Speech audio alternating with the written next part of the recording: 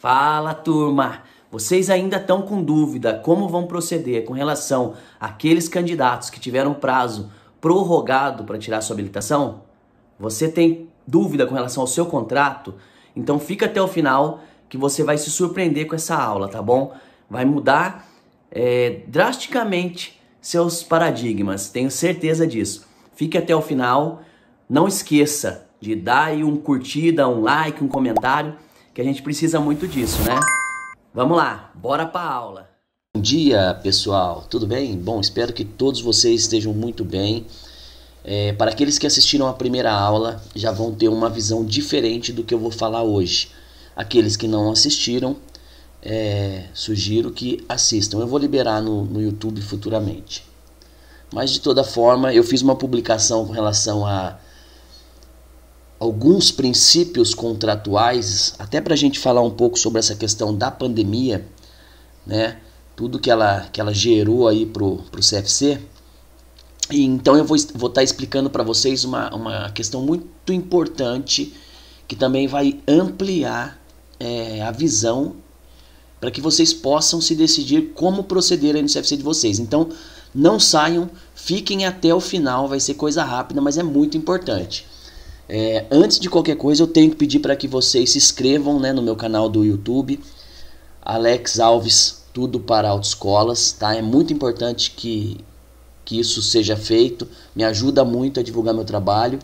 Vocês me sigam aqui nas redes sociais, encaminhem meu perfil para os seus amigos, enfim, façam com que minha mensagem chegue mais longe. Isso me ajuda muito, claro, porque o YouTube, o Instagram, ele trabalha por métricas, né? Então esses engajamentos que vão tendo nesses canais vão me ajudando a dar publicidade para o meu trabalho, tá? E é claro que por isso eu peço, né? É uma troca, né? A gente troca. Eu troco algum tempo, algum conhecimento com vocês, com todo o prazer do mundo, e a única coisa que eu peço em troca é que vocês me retribuam através de curtidas, de comentários. Isso, além de deixar mais rica aí o conteúdo, me ajuda bastante, tá, pessoal? Então vamos lá, sem mais delongas, falar sobre a prorrogação do prazo do candidato versus prorrogação do contrato do CFC, que são coisas completamente distintas, tá bom? Bom, então é isso. A primeira coisa que a gente tem que ter em mente é que o poder público, né, ele condiciona e ele controla algumas relações que são inerentes ao interesse social. Então, claro, o Código de Defesa do Consumidor, por exemplo, é uma norma que regula a relação entre os consumidores, né, e os fornecedores, e ela tem sim interesse público de forma a proteger ali aquele tido como mais fraco na relação, né, no caso, o consumidor, assim como o processo do trabalho, né, que vem ali com a consolidação das leis trabalhistas, que tendem a proteger o mais fraco na relação, entre aspas, considerado o funcionário, e assim sucessivamente. No caso do direito de família, né, a proteção do menor, a proteção das mulheres, enfim. Então a gente tem aí algumas relações que o poder público tem sim que meter a mão ali e proteger, porque tem pessoas vulneráveis, tá? Mas ele não afasta o direito privado, ou seja, a autonomia de vontade. Então as pessoas, elas têm liberdade de contratar, né? Então quando eu assino um contrato, eu estou assim regido sobre normas de direito privado, caso Código Civil. Então os contratos do CFC, eles são regidos pelo Código Civil. Claro que, como eu vou dizer mais à frente, o Código de Defesa do Consumidor ele pode sim ser invocado, mas o Código Civil é a norma principal para análise de contratos, tá? Depois a gente analisa ali se houve se feriu algum princípio contratual, se teve algum problema algum vício, né, nesse contrato, e que seja necessário ali invocar o Código de Defesa do Consumidor sobre o Código Civil. Então vamos lá. Então o poder público, né, através da deliberação 265, né, do CONTRAN, que provavelmente deve ser referendada aí através de uma resolução, foi lá e prorrogou por mais 12 meses os contratos firmados entre o CFC. Desculpa, né, não foi o contrato. Prorrogou por 12 meses o prazo dos processos ativos no sistema, para que os candidatos que iniciaram o processo de habilitação tenham mais 12 meses para concluir, até dezembro de 23. Perfeito? Ótimo. Tá, mas e a prorrogação do contrato do CFC? A prorrogação do contrato do CFC, ela tem que ser levada em consideração vários aspectos. A deliberação prorroga o contrato do CFC? Essa é a primeira pergunta. Não, né? Claro que não. O CONTRAN, né, é o que eu estou acabando de dizer, o poder público ele não tem capacidade de prorrogar um ato que foi feito por partes maiores, capazes, né, e um objeto lícito, que são os requisitos para a formação de um contrato. Então, se nós temos um contrato CFC candidato, esse contrato ele só pode ser quebrado quando há uma violação desse contrato ou por cláusula específica que preveja a rescisão desse contrato, ou então quando uma das partes denuncia esse contrato por algum motivo, né? Então vamos lá. Ou quando obviamente vence o prazo do contrato. Eu tenho quase certeza que a grande maioria dos CFCs já estão com todos os contratos de candidato vencidos e por boa fé está mantendo esses contratos ativos, muito embora esse contrato já esteja vencido, né? Então vamos falar um pouco de princípios contratuais, tá? Para vocês chegarem à conclusão do raciocínio. Então vamos lá. Então nós temos aí alguns princípios que regem esse... Aqui, deixa eu colocar aqui bonitinho, beleza? Alguns princípios que regem essa questão contratual. Então o primeiro princípio que eu quero chamar a atenção é o princípio da força obrigatória do contrato. Força obrigatória do contrato. Tá? Obrigatória do contrato. Então, quando a gente assina um contrato, quando a gente firma uma obrigação com uma outra pessoa, esse contrato ele tem validade, ele tem força de lei. Tá? Existe inclusive um termo muito utilizado que é o pacta sunt servanda, que é o contrato faz lei entre as partes. Tá? Ele faz lei entre as partes. Então, se eu assino um contrato, a lei que rege aquela relação é o contrato. Então, o candidato CFC assinou um contrato, todo o regramento de como se desenvolverá a prestação de serviços está naquele contrato. Então, a força obrigatória desse contrato existe, mas ela é relativa, né? Por quê? Porque a sociedade, eu até escrevi aqui, né? Em virtude do desenvolvimento da sociedade e da vida como a conhecemos, pode ocorrer que, feito um contrato, este possa oferecer certos desequilíbrios sobre as obrigações assumidas, ou seja, o contrato pode tornar-se excessivamente oneroso para uma das partes. Então veja bem, muito embora exija, tenha essa força obrigatória, em algum ponto ele pode se tornar oneroso para um ou para outro. Nesse caso, nós vamos seguir aí mais adiante, vocês vão ver que tem um outro princípio, que é o princípio da revisão dos contratos, justamente que se opõe a essa força obrigatória, ou seja, eu tenho uma obrigação assumida, porém, em virtude de vários acontecimentos, ele pode ser revisto. Vou dar um exemplo, tá, que ocorreu muito na pandemia. Você tem um contrato firmado com o seu locador, né?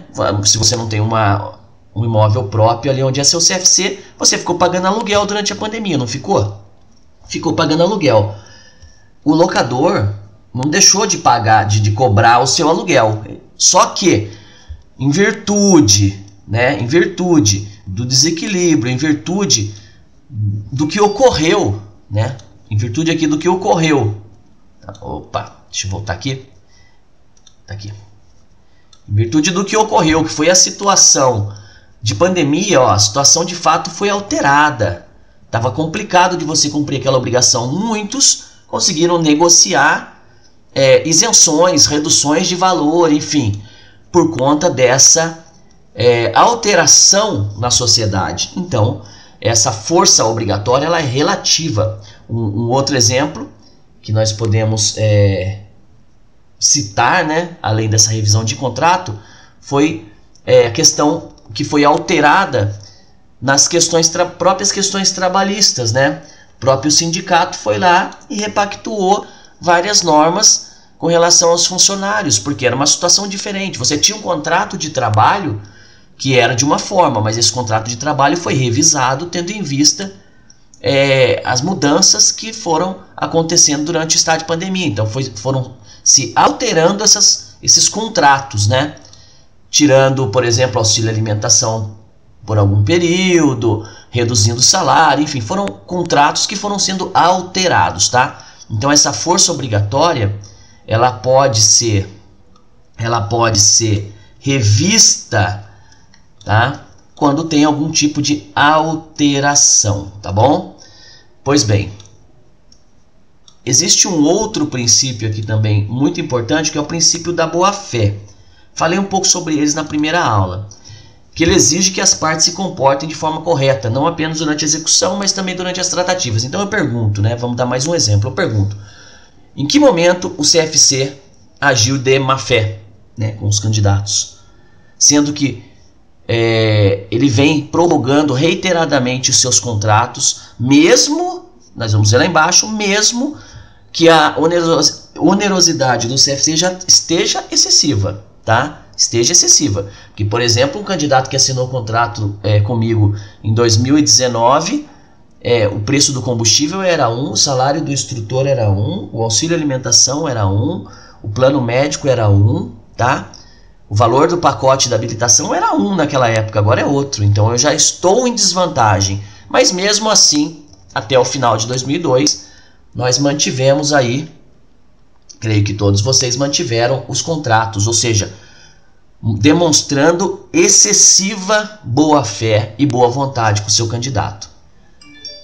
Certo? Então vamos lá. Vamos lá. Princípio da boa-fé, vamos adiantar. Garantir tempo suficientemente necessário para o candidato concluir o processo é demonstrar boa-fé. Eu tenho certeza que todos vocês demonstraram e vêm demonstrando até hoje, tá? Um outro princípio que eu quero comentar é a questão do desequilíbrio contratual, ou equilíbrio, né? Equilíbrio contratual. O contrato tem que ser equilibrado. Ninguém pode levar uma super vantagem em relação ao outro, né? Uma parte não pode levar uma super vantagem em relação a outra parte. Portanto, o equilíbrio contratual deve ser mantido. Então, esse princípio encontra-se presente no Código Civil e tem como fundamento a lesão e a revisão ou a resolução do contrato por onerosidade superveniente. Ou seja, o que é isso? É o que eu acabei de dizer lá em cima, tá? O equilíbrio contratual, ele garante que eu revise meu contrato, que eu rescinda meu contrato, tá? Quando há uma onerosidade excessiva para mim, estando eu de um lado ou de outro, tá? Estou falando tanto o candidato quanto o CFC. Assim também poderia ser para um candidato que estaria, de repente, sendo lesado em alguma cláusula contratual com qualquer outro CFC, tá bom? Então, seja para um, seja para outro, tem que existir um equilíbrio contratual. Se acontece uma onerosidade posterior, esse contrato pode ser revisto, tá certo? Então, por exemplo, o que aconteceu e o que vem acontecendo na categoria dos CFCs, né? Está havendo uma onerosidade excessiva para o CFC por conta de tantas prorrogações. O contrato tornou-se desequilibrado para uma das partes nesse sentido. Ele está completamente desequilibrado para o CFC. Vou dar um outro dado aqui. Então, 2022 não tínhamos problema nenhum com relação a paralisações de CFC. Então, o candidato que fez matrícula em, vamos colocar dezembro de 2021, que se encerraria em dezembro de 22, tá? 12 meses. Esse candidato não teve nenhum tipo de problema relacionado à pandemia para que ele ganhasse mais 12 meses de prorrogação até 2023. Gente, então veja, eu não estou condenando a atitude do candidato, tá? E nem tampouco do CFC. Eu estou simplesmente fazendo constatações. Esse candidato não teve nenhum tipo de problema para concluir o seu processo em 12 meses. Mas ele foi agraciado pelo CONTRAN com uma prorrogação de 12 meses até dezembro de 23 também. Tá, em que momento o CFC agiu de má fé ou deixou de cumprir algo? Em nenhum momento. O candidato teve o CFC à disposição durante 12 meses. Bom, então a gente vê aí que essa prorrogação tornaria desequilibrado somente para o CFC, que vai sofrer mais 12 meses de prorrogação, onde com toda certeza em 2023 vai encontrar uma situação completamente diferente em relação a salário, a benefícios, a insumos, né, a combustível, a pneu, a óleo, mas o candidato que fez a matrícula em 2022 não vai sofrer nenhum tipo de reajuste, porque ele já fez em 2022, né, ganhou 12 meses, então não é bem assim, né? Está desequilibrado para uma das partes. E vamos para o último, que eu também já citei, mas para ficar relatado aqui, que é a onerosidade excessiva, que todos já entenderam.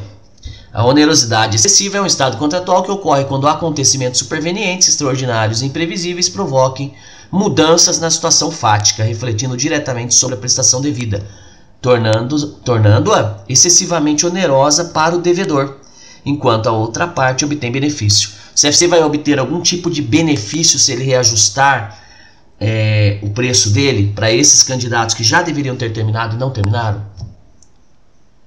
Lembrando, quem não assistiu à primeira aula vai ver que o candidato mais antigo ele teve quase 4 anos para concluir o processo dele. Isso já de forma tranquila, tá?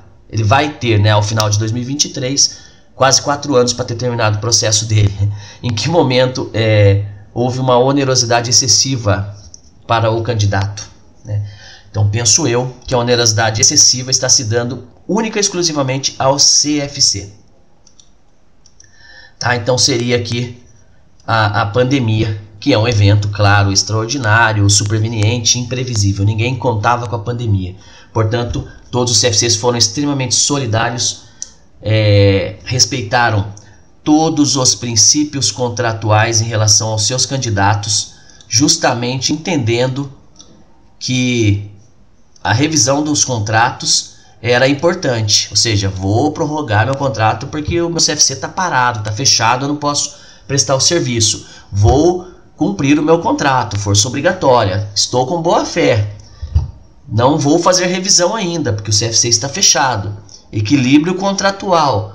Nossa, o candidato é a parte mais fraca. Eu vou arcar com as despesas e com os custos e com tudo mais, mesmo prorrogando os contratos, porque eu estou de boa fé com ele, porque eu vou revisar em favor dele, porque eu vou manter a obrigatoriedade do meu contrato. E vou, com isso, manter o meu contrato equilibrado.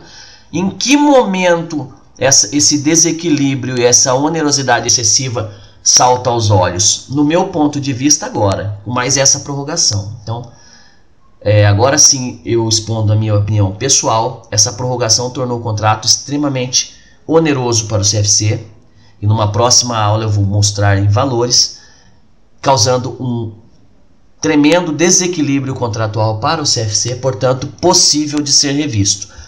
Lembrando mais uma vez que o Código de Defesa do Consumidor ele veda enriquecimento ilícito, cobranças abusivas, então atitudes que possam causar o desequilíbrio contratual. E eu acabei de mostrar para vocês que de todas as formas o CFC de forma alguma agiu de má fé ou causou um desequilíbrio contratual ao candidato. Portanto, dentro do meu ponto de vista, a revisão dos contratos é não só necessária como legal, tá? Então, em uma próxima aula eu vou falar sobre essa revisão de contratos, sobre taxas de rematrícula, se for o caso, e aí a gente pode trazer aí algumas sugestões para que cada CFC adote o que ele achar necessário.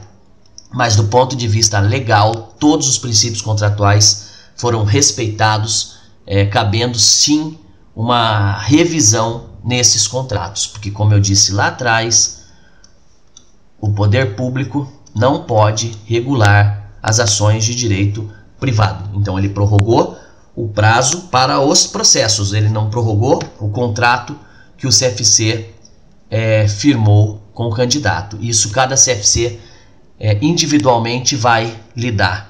Então eu estou trazendo para vocês simplesmente alguns apontamentos, e aí as conclusões vai ficar a cargo de cada um.